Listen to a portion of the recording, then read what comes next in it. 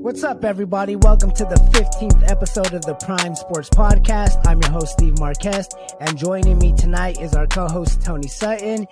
And although we're missing Blake Elijah and Pete Rios, our other co-hosts, we're going to save the conference championship game recaps for next week's episode when they're back, and we'll preview the Super Bowl, obviously, between the Chiefs and the Eagles, the two number one seeds that Tony here predicted correctly. So kudos to him on that.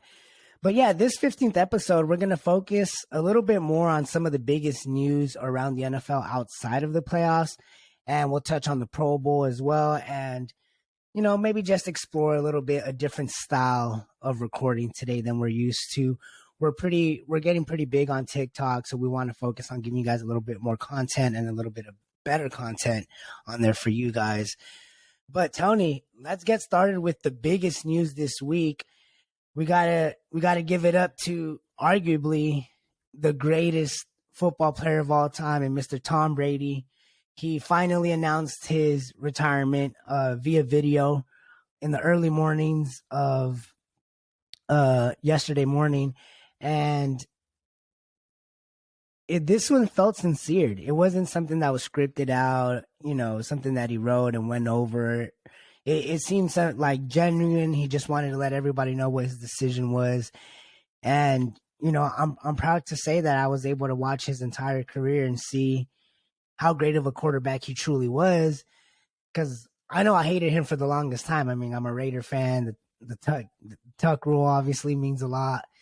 But yeah, kind of sad to see him go. Obviously, there was a lot of talks about him joining the Raiders after this, you know, crazy season we had. But no, he decides to retire. What do you make of Tom Brady's retirement, and what kind of impact did he have on the rest of the league? Yeah, I mean, you know, Tom Brady is right now, in most people's minds, undisputedly the GOAT. So his impact is enormous. When you think of longevity, when you think of football, when you think of championships, you think of Tom Brady. The fact that he's been this good, this long, he's been able to maintain, you know, an elite, bordering on semi-elite. I don't know what you call his most recent season. It's probably one of his worst seasons we've seen. And even then, you know, it's not like he was an absolute scrub this year. So, I mean, he's just been in this game for so long. The fact that teams were potentially thinking about signing him after this year at his age and thinking that that would be the piece that would help them turn it around really shows you the kind of player that Tom Brady has been for the last 20 years. So I said it too. I was right about this too. I said I don't think Brady plays another snap of football. I was pretty adamant thinking that he was going to retire after this season. I just think that, you know, eventually Father Time beats everybody, and it's Tom Brady's time. You know, he outlasted most of, you know, his contemporaries with the uncertainty around Aaron Rodgers. He could have, you know, what if he would have outlasted Rodgers? I mean, Who knows how much he had left in the tank, but I think it's safe to say that he left his mark on football. You can't tell the story of the NFL without mentioning Tom Brady. A big chunk of it's going to be about him. So when it's all said and written, he has all the records, he has all the rings, and he's the GOAT. He deserves all the flowers. I'm glad that we're not doing like a big retirement circuit with it again, you know. Yeah. Another farewell season type of thing. I think it was good that he just recorded a little video, said he's not going to do the long-winded thing again, and he's done. I'm sure we'll be seeing him again on the broadcasting booth. He did have big deal, that big Fox contract. So we're going to be seeing Tom Brady for another decade at least, but he's going to be in a different role, which I'm excited to see. I'm actually really excited to see that. I think with what we've seen from Tony Romo, I think we could get something not in the same vein not like extremely serious, but something similar to it, where you're seeing, someone that's played the game at a high level dissect the game, be able to break down, things that other commentators haven't been able to in the past. And really, I mean, I don't think Tom Brady's going to be predicting plays like Tony Romo, but he might. Yeah, no, I mean, obviously the success that Tony Romo has had, kind of goes to show what it could be with Brady, and I think he'll have a very similar impact as well. I think he's going to be a good, he's going to be a good announcer there. He's going to be good in the broadcast booth, and he's going to have a lot of knowledge to share. I think we're going to get to see a different side of Tom that not a lot of people have gotten to see because he's such a competitor. He's always trying to get the best out of himself and his team.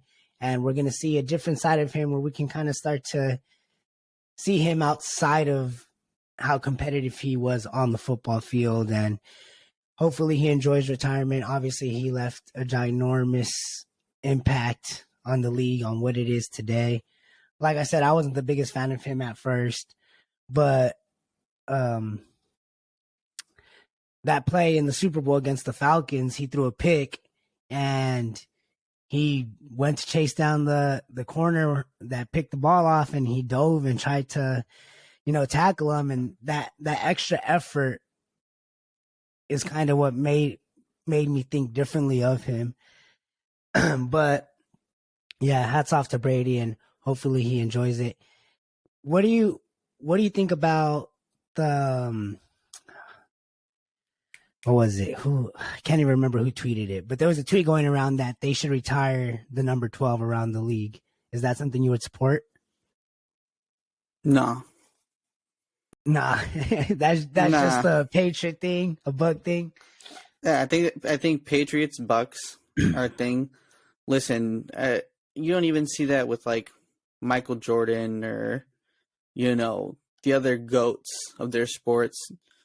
I feel like in hockey, 99 is unofficially retired. I don't think anybody wants to try and put that on and live up to the great one. Yeah. But, at the same time, Brady's Brady. And I think that it's an honor to be retired by multiple teams to be that good of a player, especially in the NFL. So I think he'll get the 2 retirees there.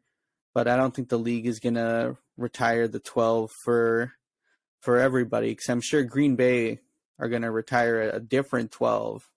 And yeah. That it could complicate other stuff like that, Yeah, his retirement brings pretty much an end of an era. I mean, Rodgers is probably that last starting quarterback that's from, the Phillip Rivers and Ben Roethlisberger, Eli Manning, Drew Brees, Brady, Manning, Peyton.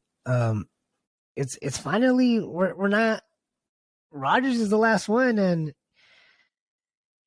it's starting to show that we're really moving into a different, future in the NFL, and we see it with the talent of the Herberts and the Burrows and the Allens and the Mahomes. But that being said, let's move on to some other news that we've had in the week, and the big one being Sean Payton agreeing to a deal with the Denver Broncos. They're sending a first and a second for Sean Payton and a third to the New Orleans Saints. What do you make of this move? This is obviously a competitive AFC West that had a lot of expectations going into this season, and it never lived up to it. Obviously, Russell Wilson and Nathaniel Hackett couldn't get it figured out in Denver, and Josh McDaniels and Darren Carr had their problems in Las Vegas. And obviously we're seeing the success that the Chiefs have at the moment. And, the Chargers are that team that are like, are they going to finally break through or not?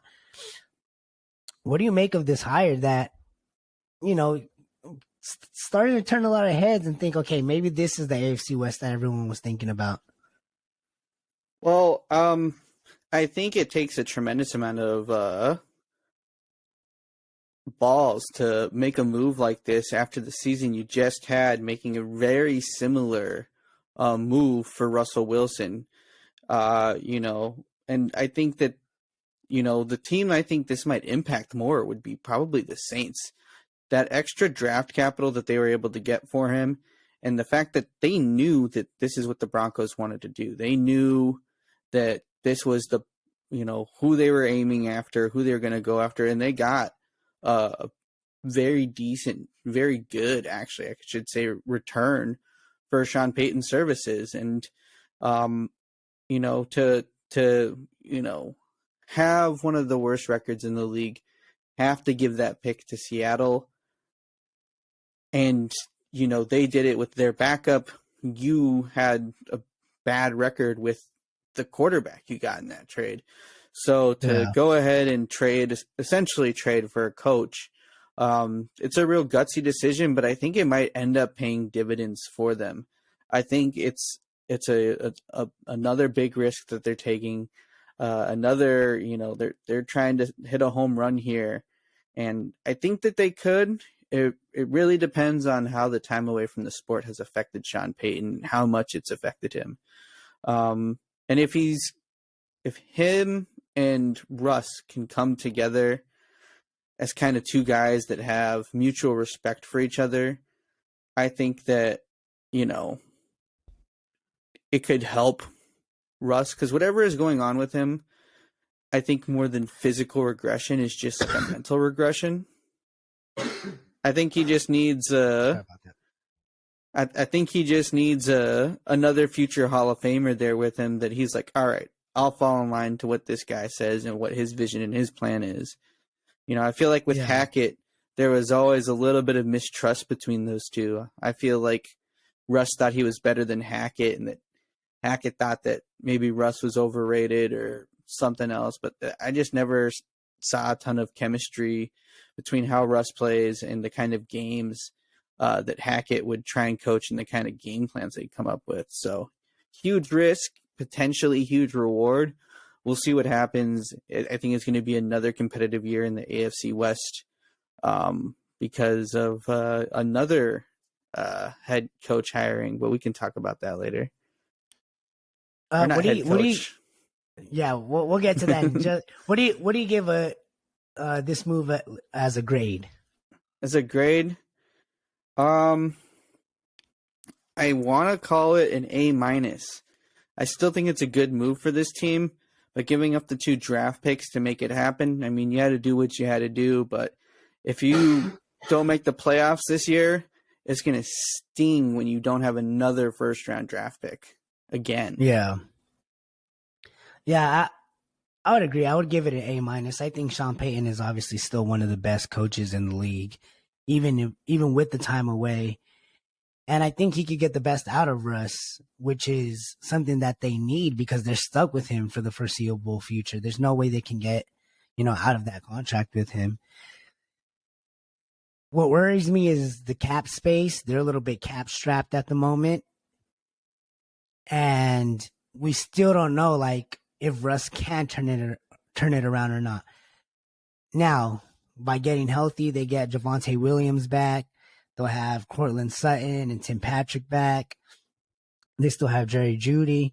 So they'll have the talent back, and obviously they still have a really good defense. But it does worry me a little bit if they're going to be able to compete with the Chiefs or the next team we're going to talk about, the Los Angeles Chargers, who made news this week by signing Dallas's old offensive coordinator, Kellen Moore.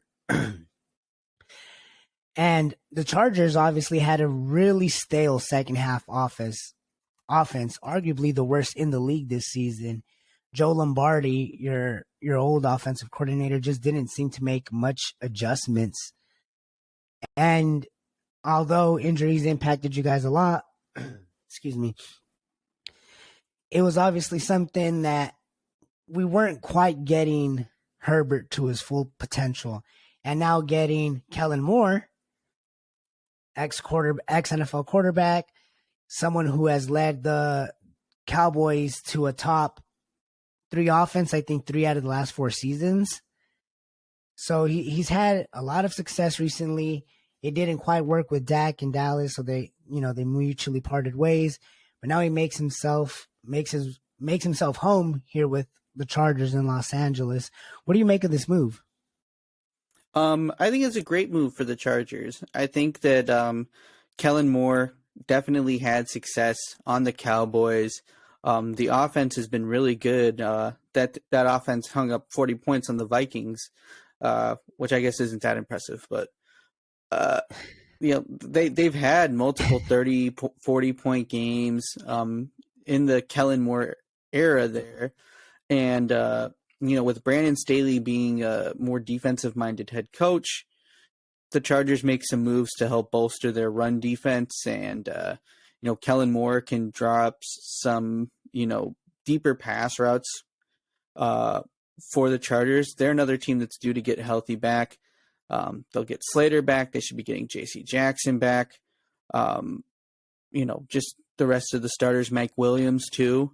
They were dealing with a lot of injuries this season. They'll be back healthy with improved offensive coaching. I think that the Chargers could be sitting in a lot better position this year than they were in the AFC. They kind of had to string together a couple of wins towards the second half of the season. But they were kind of middle of the pack for most of the year, at least as far as performance-wise went. So I think this is a step in the right direction. If it doesn't work again, Pete, do you think that they're going to get rid of Staley? If it's another first round wild card exit? I would think so. I'm not huge on Staley as it is. I don't think he's a bad head coach. I just don't think he's the right head coach, at least for Justin Herbert. If you've noticed in the NFL, it's turned really offensive minded.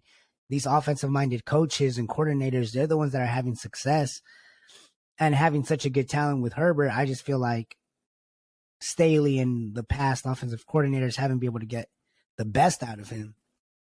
So I think signing Kellen Moore was a good first move, and I think it was an important move that they needed to make. But I'm not sold on Staley. I haven't been sold on Staley. And yeah, if it's another one and done in the playoffs, I could see them moving on from him for sure. I don't see how you couldn't. Herbert's rookie season, he missed the playoffs just barely, obviously last game of the season to the Raiders. Second year, he makes it. He has a big lead on the Jaguars. First game of the playoffs, Jaguars have a crazy comeback to win, and you guys are out. It's the third year. He finally has an offensive coordinator. You're finally going to be healthy. I think this is the year where you have to at least, have AFC conference championship hopes, expectations, I should say. Yeah. And if it's another, one and done in the playoffs or you guys upright miss it, Staley has to be gone. Absolutely. I agree. But it should be interesting here. Another thing that I said wasn't going to happen was Sean Payton to the Chargers. He ended up in on the Broncos. Yeah. So the Staley era continues. So it's been an interesting couple of coaching hires. We also had D'Amico Ryans. He signed with the Houston Texans. Obviously, he played for them back in the day in the 2000s. He's beloved there. He's obviously been a great defensive coordinator with the 49ers all year. He's been talked about for being a coach already, and he's pretty young. He's like 38. Do you think he can turn it around in Houston? Because there's just a lot of problems in Houston. But do you think this is the right kind of coach? Do you think this is a good hire? I think it is a good hire. I think when your team's young and they're rebuilding, bringing in a young coach, I think it's going to be one of those things that helps you maximize the talent that you draft. And the Texans have been drafting, and probably for the foreseeable future will be drafting pretty early. And so that means there's going to be young guys in key positions that just need a leader more than, some genius level play caller, right? They just need a leader that is going to, keep them as disciplined as they can be, keep them as trying as hard as they can be, and help keep them improving as much as he can have them improving. So I think that this is good for the Texans. I think this is a perfect fit, just with his history there. I think it's going to be great for them. Whether or not ownership and the general manager allow him to have multiple losing seasons with this young team, I think that's something they might have to end up sitting through. And if they can't sit through it, I think he could end up off the team in 2-3 years just because they want to see results quicker. But I think that this team still has a couple of losing seasons in it unless they make some really big free agency moves. And I just don't think that's something I see happening for the foreseeable future. Yeah, I think he's in a pretty tough situation. I like the hire. I think you're getting, your kind of guy. You're getting someone that's going to motivate the players that they have. But you never know what you're getting out of a new head coach, out of a rookie head coach. And he inherits a team that just, frankly, is deficient in a lot of positions. But we'll see. We'll see what he's able to do. We had a couple other coaching hires. Vic Fangio, I believe, went to the Dolphins with Mike McDaniels. He's going to be the new defensive coordinator there. Frank Reich is the new head coach for the Panthers. And I think that leaves... Who else? Am I missing anybody else? I'm trying I feel to like think. I'm missing a defensive coordinator. That still leave the Colts without a head coach. I know Rich Bisaccia has had a couple meetings with them. I know Jeff Saturday is obviously still in contention for that. Vikings still need a defensive coordinator. And trying to think. Oh, the Jets hired an offensive coordinator. Who was it? Oh, Hackett? Yeah, they hired Hackett. Yeah, Nathaniel Hackett, yep.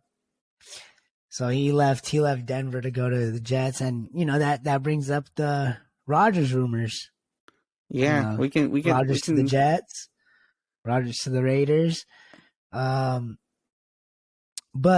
let's take a quick break here, and then we'll come back, and then we'll jump into some potential scenarios this offseason, and who we would like to see go where, and where we think some of these bigger players can land. But we'll take a quick break, and then we'll be right back. They've kind of paired up here to make sure they leave Lambeau, if this is the last time together. We saw so much quarterback movement last year. Anything's possible. Welcome back, everybody. We wanted to talk about some of the scenarios that could play out this offseason. Obviously, with Tom Brady retiring, that takes somebody out of the picture. So I want to focus on some of the other quarterbacks, mainly Derek Carr, Aaron Rodgers, and Jimmy G. Tony,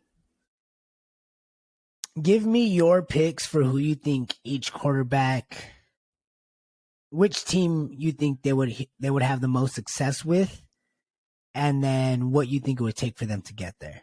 Let's start with Derek Carr. All right, Derek Carr. I used to have a big opinion about this. And the big opinion was that I wanted Derek Carr to go to the Jets. But then I did a little bit of thinking, bro. I think that the team that he could find the most success on would probably be the Saints. I think the Saints are the perfect team to pick him up, to have him go to a soft NFC South. And you look at the other quarterbacks in the NFC, you got Jalen Hurts, who I think we can all agree is the best quarterback in the NFC right now. Yeah. You have Dak Prescott, Kyler Murray, Kirk Cousins, maybe Aaron Rodgers, and then Daniel Jones. And then outside of that, it's pretty slim pickings. And I mean, Matt Stafford will be back. So, who knows what happens with him. I almost just forgot about him. And then like Geno Smith too, Brock Purdy. The point is that Derek Carr could be one of the most talented quarterbacks in the NFC right now. You put him over there. There have been some, I don't want to say lesser, but if you look at the AFC quarterbacks, I mean, it's a completely different, it's night and day how it is. And I think you put Derek Carr over in the NFC, he's going to have the most team success. I think he'll win the most. He'll probably have the best record over there that he could potentially have. And I think the Saints are a solid team for him. They still got Alvin Kamara. They have decent weapons, decent defense, decent offensive line. They could make something happen with him. And, if they've been needing a quarterback, and I think it's time to end the quarterback carousel and go pick up Derek Carr. Plus, I mean, it's Derek Carr. He has to be able to wear like a black jersey, a darker colored jersey. I feel like it'd be weird to see him in like the Colts or the Jets colors. So I don't know. That's who I'd have him going to. Yeah, no, I think the Saints makes a lot of sense. Obviously, there's the connection of Dennis Allen, who was the head coach of the Raiders when Derek Carr was drafted back in 14? And obviously, they play in a dome, so he doesn't really have to worry about the weather. Like you said, the weapons, they have Kamara, they have Chris Olave, Michael Thomas. They have a decent O-line. They have a decent defense, like you mentioned. And it's a situation, it's a scenario that could work well for both sides, and a NFC South division that's kind of weak. There's not a lot of competition in that division, and Brady damn just near left. every single team in that division needs a quarterback. So and you mentioned the quality of quarterbacks in the NFC alone.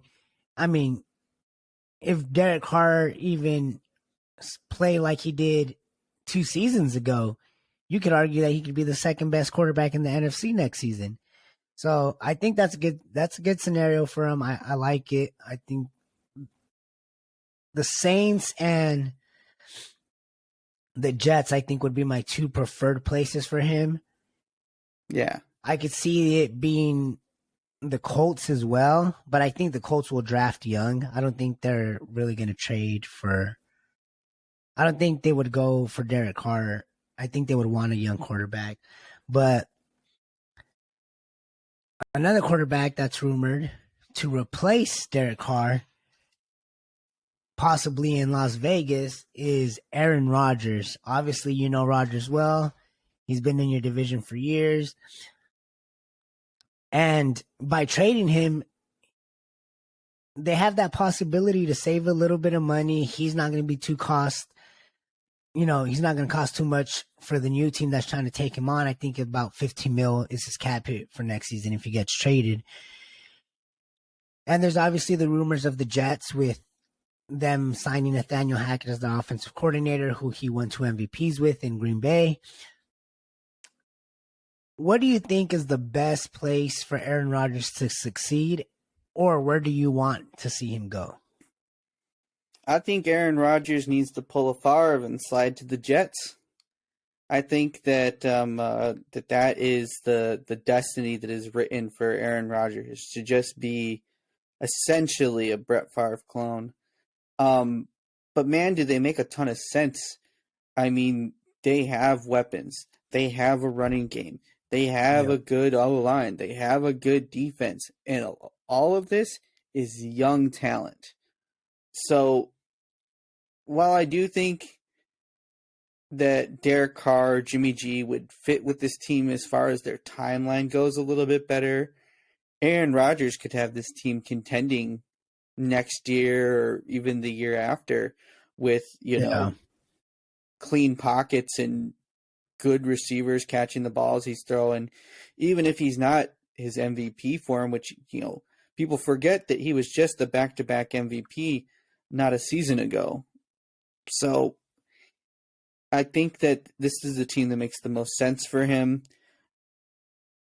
I know you want him on the Raiders. I think that the Raiders is a better story because it's more dramatic. The Raiders are more dramatic. The team is more chaotic, and you just throw one of the most dramatic, chaotic dudes in the NFL into the mix and see what the fuck happens. I mean, that would make for some great TV. We wouldn't shut up about Aaron Rodgers and the Raiders all season long. It would be everywhere. Everyone would be talking about it. But on the Jets, I think he could give the Bills and the Dolphins over there a run for their money. Either way, he's going to make one of those AFC divisions get real uncomfortable and crowded real quick because in the AFC West, you have, the State Farm division, Yeah. I mean, you have 3 insurance salesmen in that division at that point, bro. I mean, my goodness. And then on the other side of things, you would have a Dolphins team that's trying to get better. They've been improved. I feel like despite having the same record as last season, they were better. Like they just looked better when they won. And then when Tua was hurt, they just lost a shit ton of games. Yeah. And they lost to the Niners, but they're better. The Bills have been good consistently the last 3 seasons. I don't expect that to slow down in the 4th season. And then you got the Patriots who are always in it for whatever fucking reason. They're like, they got Bill O'Brien. Oh, they got Bill O'Brien back, so yeah, they won't have a defensive coordinator calling plays on offense anymore. Yeah, but, I mean, we'll see who they go with at quarterback next year. That would be. I think it stays Mac Jones. Yeah, but imagine Rodgers and Belichick. I don't think I can see it working, man. I don't see it working. But imagine Rodgers in San Francisco. Oh man, Rodgers in San Francisco. Is that who you were going to go with then? I answered the question. Do you think he's going to go there, or you think he's going?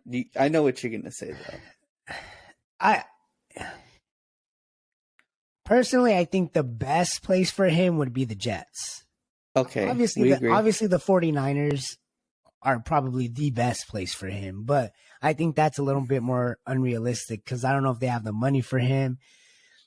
Maybe you could work out where you trade maybe Trey Lance for Rodgers and, maybe throw in a couple picks in there on either side but I think the 49ers are set with Brock Purdy and Trey Lance. I think, those are their 2 guys and they're going to rock with that. So I'm kind of taking them out the picture because I think if you put Rodgers on that team, it just would be unfair. But if I'm thinking of the Jets and the Raiders, I think the Jets are the best place for him. Like you mentioned, they have a really good defense. They're really young. And Aaron Rodgers is kind of a wild card, but, that's how that New York media is. They love craziness. And we've talked about it on this podcast, just like, a shitload of other announcers and broadcasters and have mentioned it, that the Jets were just a quarterback away. I mean, Zach Wilson just was not him. I don't see Zach Wilson really producing, and maybe he'll prove us wrong and he can change it. But what better way than to sit behind someone like Aaron Rodgers and learn from him? And then Mike White, he's a nice story, but same thing. I don't think he's a starting caliber NFL quarterback. And you have Garrett Wilson and Elijah Moore, Breece Hall. So they have the weapons. So I think that'd be the best place for him. I think that'd be the best place for him to succeed, especially with Nathaniel Hackett. The OC is there also. But as the Raider fan, obviously, I want him in Vegas. I don't know if Tom Brady was the answer, but obviously with him retiring, that just takes that out of the picture. Devontae Adams obviously left Green Bay for the Raiders specifically for wanting to avoid playing with with the rookie quarterback or with the inexperienced quarterback. He wanted stability. And now that the Raiders have lost Derek Carr, I think he's going to want the same thing. Like, I think people aren't realizing that you want to keep Devontae Adams happy because he's in his prime. He's in the best years. He's still arguably the best wide receiver in the league. And we could probably debate that. I think it's him and Jefferson 2. You think it's Jefferson 1. And you're probably not wrong, but you don't want to waste his years with, Jared Stidham. Right. In that AFC West with Russell Wilson and Sean Payton, with Patrick Mahomes and Andy Reid, with Kellen Moore and Justin Herbert. So, I think you bring Rodgers into, again, a crazy Vegas media market, that he'll fit well in. You can still draft a young quarterback or sign another young quarterback and sit him behind Rodgers because you don't know if Rodgers has a year or two. He has the chemistry of having Devontae Adams. He would have most likely Josh Jacobs if they re-sign him, Darren Waller, Hunter Renfrow. Now they don't have a defense, so it'd be very offensive heavy. But I think that would create a better story, especially if he was able to succeed and, take the Raiders to the playoffs or even deep into the playoffs. Imagine he can say like, hey, I went to Vegas and I took an extremely shitty franchise for the last 20 years deep into the playoffs, Yeah. But that leaves us to our third quarterback, who was also rumored with the Raiders and the Jets. And he was the quarterback for the San Francisco 49ers the last few years. He had a crazy offseason last year leading to this season before he broke his foot. Jimmy Garoppolo. What do you think about Jimmy? Where do you see Jimmy going? Obviously, the Jets, they have Robert Saleh. He has the connection from the 49ers. Josh McDaniels, he has the connection from the Patriots with the Raiders. The Panthers still need a quarterback. The Saints, obviously, are still in play for someone like Jimmy Garoppolo. Do you see Jimmy Garoppolo succeeding wherever he goes, or what do you make of him? Well, I mean, I know one thing for sure is that he's not going to be on the Niners next year. Kyle Shanahan about said as much here, and I think his landing destination, is really up in the air. I think just like with Rodgers, that the Jets is the place that he finds the most success with. I think, ultimately, if the Jets can't land Rodgers, that's who they're going to most likely immediately turn to, either him or Carr. But I have a feeling that Jimmy G is going to end up on the Jets. I think that's the team he's going to end up playing for. I think he could be good on, a couple of the NFC teams. We already kind of covered the NFC South. You could look to a team like the Commanders, who yeah. I think he could be solid on that team as well. That team was in playoff contention for a majority of the season this year. So I see no reason why Jimmy G and Scary Terry couldn't make a possible connection. They have a good young defense. But, I just think I feel him on the Jets. I think that's where he's going to go. But, any of these quarterbacks are going to have their best chance on the Jets, I think. But if I had to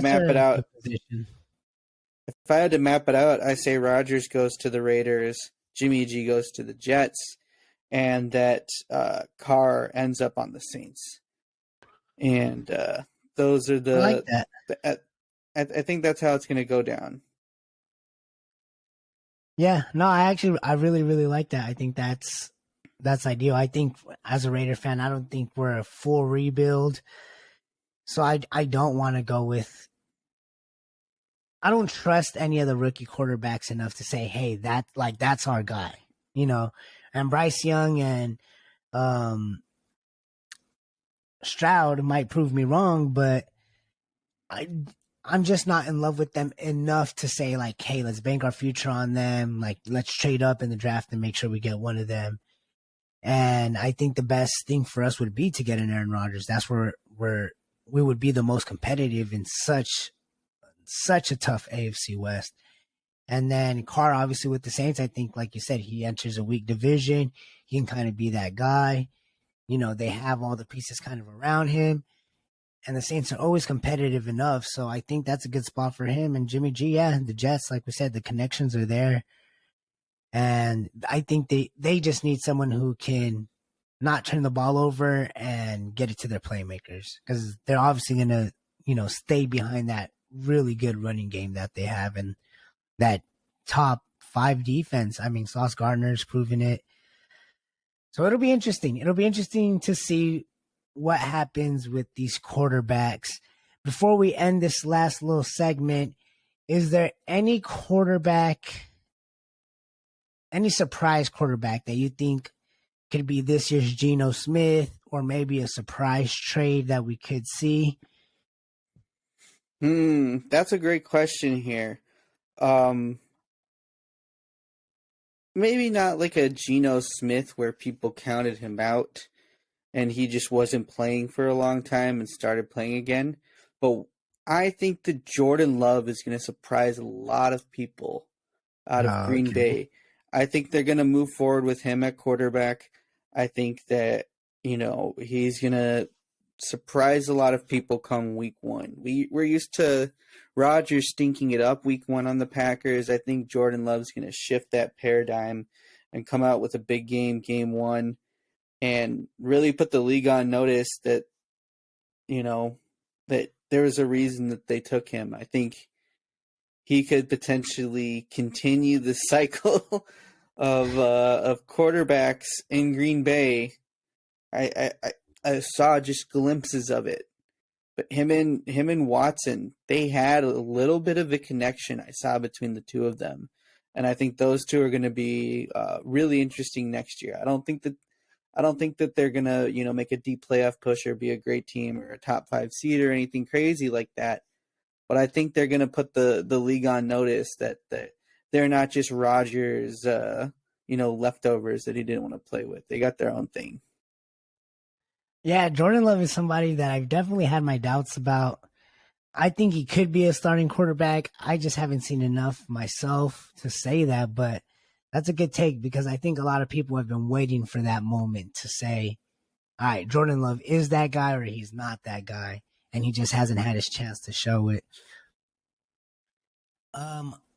Someone that I think could be interesting this season, I think, will be Jacoby Brissett.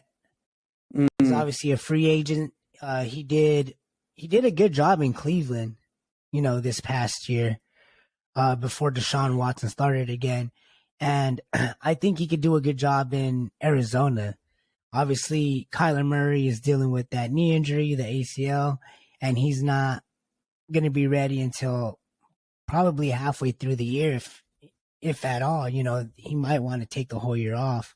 We're not quite sure. So I think he can go to Arizona and he can kind of fill that job and make another statement that, hey, like, maybe Brissett's not this everyday starting quarterback, but he's going to go and he's always going to do a good job. So I think Brissett's someone that we can, kind of keep an eye out for. Who knows? He could even go to someone like the Raiders. Maybe the Raiders don't trade for Rodgers. Maybe the Raiders don't draft one of the, top rookie quarterbacks in the draft class, and instead they re-sign Jared Stidham and draft Brissett, and they're like, okay, well, we're just going to see how it goes. And I think he's a quarterback that has a lot of potential. But we're going to take our last little break here, and then we're going to come back and talk about the Pro Bowl rosters and what to make of this year's Pro Bowl games. Obviously, it's going to be a flag football game, and there's like the skill showdown and stuff. So we'll take this little break, and then we'll come right back and jump right into it. Touchdown passes in Vegas before. You've been on fire. Have you ever been that hot in Las Vegas? Not that hot. That's probably why I'm going somewhere else. Welcome back, everybody, with our final segment of the episode. Here to talk about the Pro Bowl games, and the Pro Bowl rosters were obviously announced. We can get started with the AFC. Obviously, Patrick Mahomes, Josh Allen, and Joe Burrow were the 3 starting quarterbacks. All of them obviously are not participating. So Trevor Lawrence, Tyler Huntley, and Derek Carr made it into the Pro Bowl as the replacements. We have Nick Chubb, Josh Jacobs, and Derrick Henry at running backs. Patrick Ricard at fullback. Tyreek Hill, Stephon Diggs, Devontae Adams, and Jamar Chase at wide receiver. Travis Kelce, who's not playing, so Dawson Knox replaces him, and Mark Andrews. Excuse me. And then we have Laramie Tunzel, Teron Armstead, Orlando Brown, who's being replaced by Deion Dawkins. We have Joel Bottino, Roger Saffold and Wyatt Teller, Creed Humphrey, Mitch Morse, and Ben Jones for center. Then on the defensive side, we have Myles Garrett, Max Crosby, and Trey Hendrickson at defensive end, Quinnen Williams and Jeffrey Simmons at defensive tackle, Matt Judon, Khalil Mack, Matt Milano, Roquan Smith, and C.J. Mosley as the linebackers. And then Sauce Gardner, Patrick Surtain, Marlon Humphrey, Xavier Howard as our corners. And lastly, Minka Fitzpatrick, Derwin James, and Jordan Poyers as our safeties. And we can't forget Justin Tucker and AJ Cole, kicker punter. It's kind of a strong wide receiver class that the AFC has, and the running backs. The quarterbacks, obviously, a little bit. Obviously, Tyler Huntley somehow made it with 2 touchdown passes in the regular season. I think he had under 100 pass attempts, and then Derek Carr, he was up there in the lead for interceptions in the league, and he had a very up and down season. Tony, why don't you give us our NFC Pro Bowl rosters? Yeah, sure. So on the NFC side of things here, the starting quarterbacks were Jalen Hurts, Geno Smith, and Kirk Cousins. Jared Goff is to replace Jalen Hurts as he's playing in the Super Bowl right now.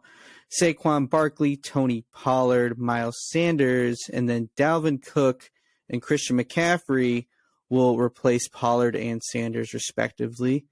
Kyle Juszczyk makes another Pro Bowl appearance here with Justin Jefferson, A.J. Brown, CeeDee Lamb, and Terry McLaurin, all listed on that list. Amon-Ra St. Brown will be replacing A.J. Brown. T.J. Hawkinson and George Kittle make out the tight ends there. Trent Williams, Lane Johnson, and Tristan Wirfs lining up at tackle. Penei Sewell will be replacing Lane Johnson as he's going to be playing in the Super Bowl.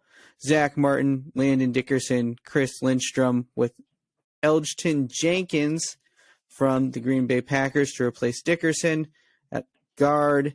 And then, Jason Kelsey, another Eagle, getting replaced on the offensive line starters by the Dallas Cowboys center. I'm going to butcher this, Tyler Biadasz. And then Frank Ragnow on the Detroit Lions. On the defensive side, Nick Bosa won't be playing, but Cameron Jordan will be playing in his place alongside DeMarcus Lawrence and Brian Burns. Aaron Donald will not be playing this game, but he was listed as one of the starters. Darren Payne from the Commanders will be taking his place with Dexter Lawrence and Jonathan Allen at interior linemen. On the outside, you have Micah Parsons, Zadarius Smith, with Daniil Hunter getting an opportunity to play in these games in place of Hassan Reddick. Fred Warner and Demario Davis round out the inside middle linebackers, with Jalen Ramsey replacing Darius Slay, Trayvon Diggs, Tariq Woolen, and Jair Alexander as the cornerbacks, which I think is a very loaded cornerback room. Yeah. Quandre Diggs being the lone free safety alongside fellow safeties Budda Baker and Talona Hufanga from the San Francisco 49ers there. Punting for them and kicking is Tressway and Jason Myers. So it's I definitely think it's an interesting few decisions at some of these positions here, especially on I don't know why they picked Huntley, probably because Herbert just couldn't play because he's probably still hurt, and they can't bring in Lamar because he's hurt, and then it's like, okay, well, who wants to play in the Pro Bowl? Basically. You know, I mean, they looked around. I think Russell Wilson, you know, probably can't play either. He had that. No, So he shouldn't regardless. he shouldn't, right? So, but I mean, neither should Huntley. But yeah, I think with the flag football format, I'm really excited to see these wide receiver versus cornerbacks matchups here with the loaded AFC wide receivers, but the equally as loaded cornerbacks on the NFC. We're going to get to see some really fun matchups here. You know, maybe we'll get to see a little Justin Jefferson, Jair Alexander rivalry aspect to it. That should be fun. But yeah, we've had some of the skills competitions as well. It's been you know, kind of interesting, kind of not. I still don't think it's gonna do too much for the ratings, but I think, you know, we'll see how this flag football thing goes. I'm personally excited for it. I bet you are too, because you're real big into flag. And I think it's probably going to be better than watching the actual physical Pro Bowl. Like, I think it's going to be a little bit more competitive because the last couple of seasons, the most competitive part has been the dodgeball tournament. Yeah, everybody loves the dodgeball tournament. So I think that players are going to want to win the flag football game of the Pro Bowl. I think there's going to be a good chance that, you know, injuries are held to a minimum. They're going to be able to swap guys in and out a lot. And, you know, I don't know this, but are they still going to play like a full-sized, you know, football field? Still 100 yards, still like the whole thing? Or are they going to play it smaller? Because, you know, I'm pretty sure you usually play flag football on smaller fields, but I'm just not sure. Yeah, so I mean, I'll try and look it up, but yeah, obviously, like Tony mentioned, I'm super big on flag football. I've been playing it for like 12 years, but just in general, flag football has become a much bigger sport as the years have gone by, and it's big all over the world. Obviously, you know, we have like the Olympics, you know, the flag games, obviously they're like in Panama. So, you know, we have a country team of flag football players. It's big with kids, with NFL youth. I ref NFL flag for NFL youth. Women's, you know, high school and colleges are starting to be scholarships for it. And flag football is just a much safer, you know, alternative to tackle that, you know, obviously has a lot of injuries. So I'm really excited for it. I think it's going to still bring out that competitiveness, like you said, where you get these wide receivers in these corners and they still get to show off, you know, without really any risk of injury. As you mentioned, the Pro Bowl for, you know, as long as I can remember, just hasn't been entertaining. They put on the pads, they put on the helmet, but no one's actually trying. It hasn't really meant anything, and it's been watered down. So hopefully this is a good first step towards improving the Pro Bowl. And, you know, I think this will help a lot of kids and, you know, just create a bigger audience for the flag community. So let me see about the field, though, because that is a good question. Peyton Manning, I know, is the coach for the AFC, and I think Eli's the coach for the NFC. So that's kind of cool. Yeah, I'm not sure. I can't find it. How many picks do you think Tyler Huntley's going to throw in the flag game? I think he throws one. It's looking rough for him, bro. It's looking rough for him. I mean, he didn't do too bad. Obviously, today was the first day of the games, and he did the precision passing. And I mean, he did the second best behind Derek Carr, who balled out. By the way, yeah, showing that accuracy, that arm. What did they ask him afterwards? You ever been this hot before in Las Vegas? He said, not that hot. But he's got to throw it to Slay on one side, Diggs on the other side. Like, that's tough. It's I mean, tough, he's but on he'll see the second stringers, but that's still Tariq Woolen and Jair Alexander, bro. Like, it's gonna. I mean, you got Tyreek Hill, Devontae Adams, Jamar Chase. You know, it's gonna be fun. I think it's gonna bring out the competitive side. And the cool thing about flag is like now you're gonna get to see all the other positions be a little bit more involved as well. You know, so yeah. I think it's a good first step. I think it's gonna be fun. It'll be interesting. Hopefully, it brings in a little bit bigger of a crowd and helps the ratings because.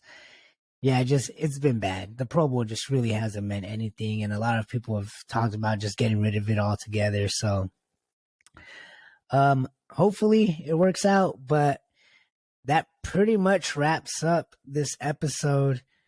Tony, is there anything you want to mention before we sign off here? Yeah, I just want to let the viewers know that the first episode of the Prime Sports NBA podcast is going to be coming up this next Wednesday here. So just look out for that. We'll see you there here. I'll be there. My good friend Steve Marquez will be there. And Alec Eardley will be making his second appearance on the show here. Or not on this show, but on the new one here. And he's going to be with me there. So we're going to have tons of fun there as we're, football season's about to be over. We only got one real game left that matters. And, I can't wait to see you guys for Super Bowl Sunday too. But I also can't wait to see you when we film for this NBA podcast. So I'm excited for all the viewers out there that have been watching us here for the last 15 weeks. Look forward to seeing you with a different show. Yeah, well said, Tony. So make sure you guys are keeping an eye out, keeping an ear out. The NBA version of the Prime Sports Podcast and the NFL version will both be dropping episodes next week. And we're excited for what's to come. And as always, thank you guys from everyone here at the Prime Sports crew. And we'll see you guys next time.